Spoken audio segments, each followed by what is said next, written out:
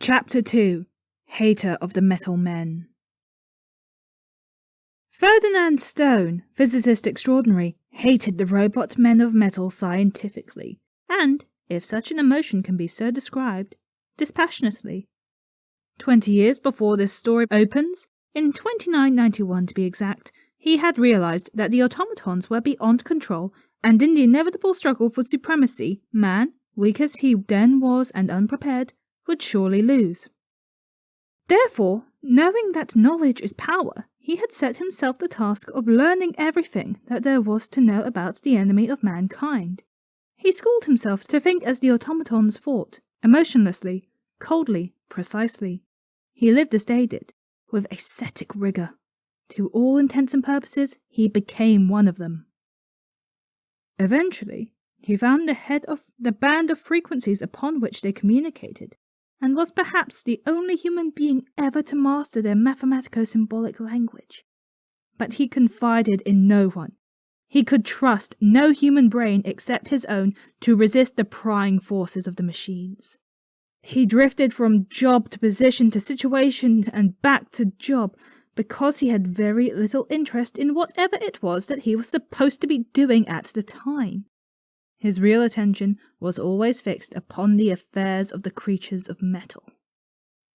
Stone had attained no heights at all in his chosen profession because not even the smallest of his discoveries had been published. In fact, they were not even set down upon paper, but existed only in the abnormally intricate convolutions of his mighty brain. Nevertheless, his name should go down, must go down in history as one of the greatest of humanity's great. It was well after midnight when Ferdinand Stone walked unannounced into the private study of Alan Martin, finding the hollow-eyed admiral of the Earth space fleet still fiercely at work. "How did you get in here past my guards?" Martin demanded sharply of his scholarly, grey-haired visitor. "Your guards have not been harmed. I have merely caused them to fall asleep," the physicist replied calmly, glancing at a complex instrument upon his wrist. "Since my business with you, while highly important, is not of a nature to be divulged to secretaries, I was compelled to adopt this method of approach. You, Admiral Martin, are the most widely known of all the enemies of the automatons. What, if anything, have you done to guard the fleet against them?" "Why, nothing, since they have all been destroyed." "Nonsense! You should know better than that." "Without being told. They merely want you to think that they have all been destroyed." "What? How do you know that?" Martin shouted. "Did you kill them, or did you know who did, and how it was done?" "I did not," the visitor replied categorically. "I do know who did, a Russian named Narodny. I also know how, by means of sonic and supersonic vibrations. I know that many of them were injured because I heard them broadcasting their calls for attention after the damage was all done. Before they made any definite arrangements, however, they switched to tight beam transmission, a thing I have been afraid of for years, and I have not been able to get a trace of them since that time." "Do you mean to tell me that you understand their language, something that no man has ever been able to even find?" demanded Martin. "I do. Since I knew, however, that you would think me a liar, a crank, or a plain lunatic, I have come prepared to offer other proofs than my unsupported word. First, you already know that many of them escaped the atmospheric waves because a few were killed when their reproduction shops were raised, and you certainly should realize that most of those escaping Narodny's broadcasts were far too clever to be caught by any human mob. Secondly, I can prove to you mathematically that more of them must have escaped from any possible vibrator than have been accounted for.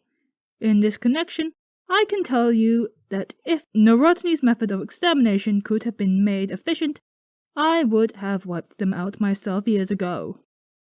But I believed then, and it has been proved, that the survivors of such an attack, while comparatively few in number, would be far more dangerous to humanity than were all their former hordes. Thirdly, I have here a list of 317 airships, all of which were stolen during the week following the destruction of the automaton's factories. Not one of those ships has yet been found, in whole or in part. If I am either insane or mistaken, who stole them, and for what purpose? 317 in a week? Why was no attention paid to such a thing? I never heard of it. Because they were stolen singly and all over the world. Expecting some such move, I looked for those items and tabulated them. Then, good Lord, they must be listening to us right now. Don't worry about that, Stone spoke calmly. This instrument upon my wrist is not a watch, but a generator of a spherical screen through which no robot beam or ray can operate without my knowledge. Certain of its rays also caused your guards to fall asleep. I believe you, Martin almost groaned. If only half of what you say is really true, I cannot say how sorry I am that you had to force your way into me, nor how glad I am that you did so. Go ahead, I am listening.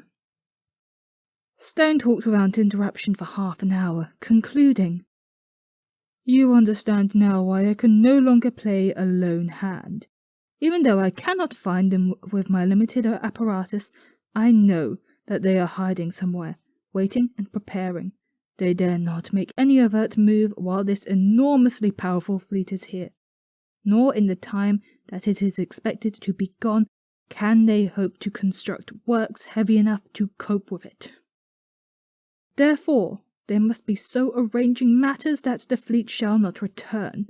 Since the fleet is threatened, I must accompany it, and you must give me a laboratory aboard the flagship. I know that the vessels are all identical, but I must be aboard the same ship you are, since you alone are to know what I am doing. But what could they do? Protested Martin. And if they could do anything, what could you do about it? I don't know, the physicist admitted. Gone now was the calm certainty with which he had been speaking. That is our weakest point. I have studied the question from every possible viewpoint, and I do not know of anything they can do that promises them success. But you must remember that no human being really understands a robot's mind. We have never even studied one of their brains, you know, as they disintegrate upon the instant of cessation of normal functioning. But just as surely as you and I are sitting here, Admiral Martin, they will do something very efficient and exceedingly deadly, and I have no idea what it will be. It may be mental, or physical, or both. They may be hidden away in some of our own ships already. Martin scoffed. Impossible! He exclaimed. Why, those ships have been inspected to the very skin, time and time again. Nevertheless, they may be here, Stone went on, unmoved. I am definitely certain of only one thing. If you install a laboratory aboard the flagship for me and equip it exactly according to my instructions, you will have one man, at least, whom nothing that the robots can do will take by surprise. Will you do it? I am convinced, really, almost against my will. Martin frowned and thought. However, convincing anyone else may prove difficult, especially as you insist upon secrecy. Don't try to convince anybody, exclaimed the scientist. Tell them that I am building a communicator. Tell them that I am an inventor working on a new ray projector. Tell them anything except the truth. All right, I have sufficient authority to see that your requests are granted, I think. And thus it came about that the immense terrestrial contingent lifted itself into the air. Ferdinand Stone was in his private laboratory in the flagship, surrounded by apparatus and equipment of his own designing, much of which was connected to special generators by leads heavy enough to carry their full output. Earth some 30 hours beneath them, Stone felt himself become weightless. His ready suspicions blazed. He pressed Martin's combination upon his visiphone panel. What's the matter? He rasped. What are they down for? It's nothing serious, the Admiral assured him. They're just waiting for additional instructions about our course in the maneuvers. Not serious, huh? Stone grunted. I'm not so sure of that. I want to talk to you.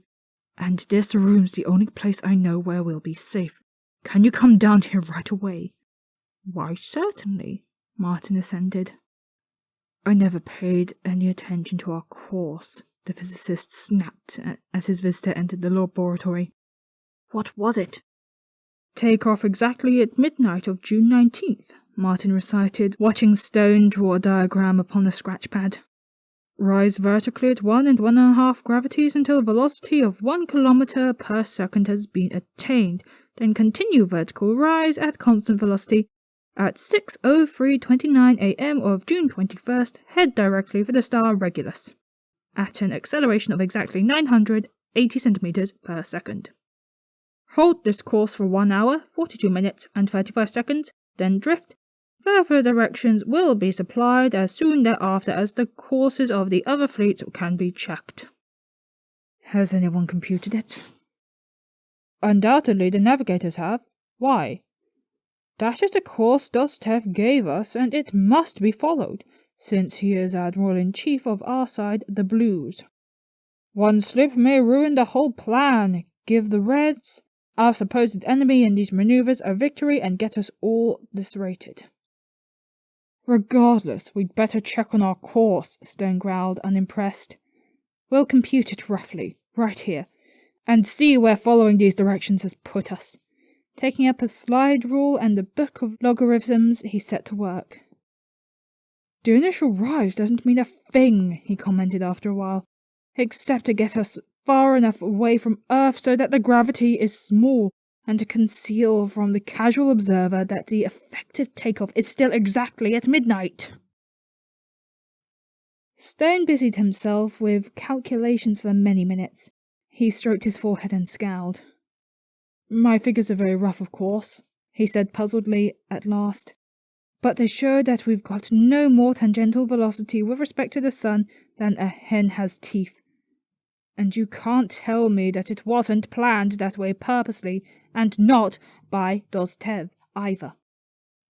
On the other hand, our radial velocity directly toward the sun, which is the only velocity we have, amounted to something over 52 kilometers per second when we shut off power, and it is increasing geometrically under the gravitational pull of the sun.